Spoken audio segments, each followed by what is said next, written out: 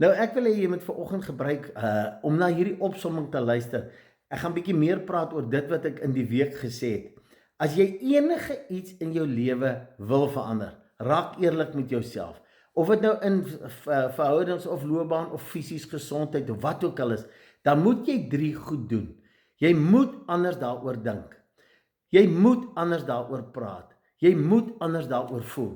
Nou, ek weet dit klink maklik, maar dit is nie so maklik. Jy onthou net gou-gou, ons loopbaan is 95% van ons dag, 95% van ons lewe is ons op autopilot. Ons gaan net aan. Jy word wakker in dieselfde huis, selfde mense, selfde roetines. Jy gaan werk toe, selfde huis, selfde werk, selfde mense en selfde uitdagings.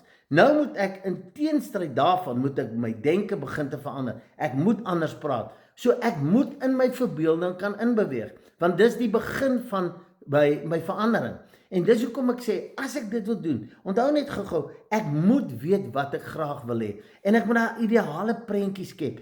En ek moet dit kan sien asof dit reeds daar is. Nou dit is die uitdaging om anders te kan dink. Jy moet dit visualiseer. Visualiseer is jou kreatiewe vermoë.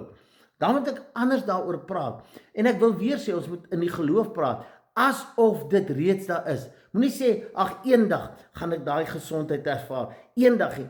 Nou dit is waar die grootste uitdaging kom. Want nou moet ek teenoor die feite en die realiteite praat, asof dit reeds so is. So jy moet dit afgehandel praat, ten spyte van die pyn, ten spyte van die ongemaklike omstandighede by die werk, of in 'n verhouding, of wat ook al. Jy moet anders daaroor praat. En dan moet jy jou in 'n gevoel kan indink en voel.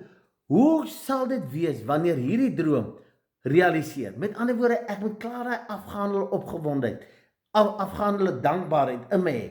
Want dit vorm die nuwe denkpatrone in my brein. En onthou net gou-gou, hier is uiters belangrik. Ons brein ken nie die verskil tussen realiteit en verbeelding nie. Ons brein werk net volgens vaste programme.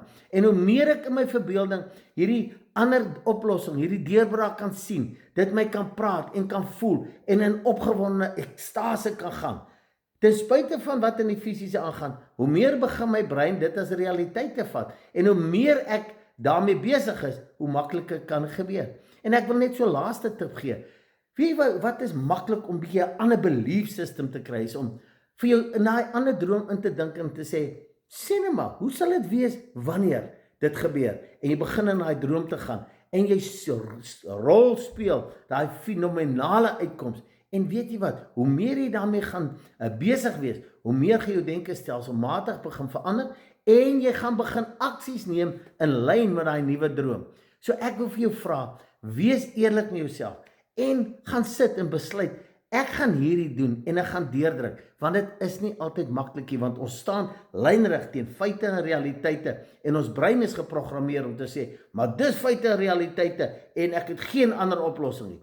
En ek wil vandag vir jou sê, nee, daar kan 'n ander oplossing kom, maar die probleem is, ons wil uitwerk hoe dit gaan wees en dis nie jou verantwoordelikheid nie. Kom jy in die droom, dink anders, praat anders, voel anders en soveel as moontlik en die geleenthede sal oor jou pad kom, die deure sal oopgaan.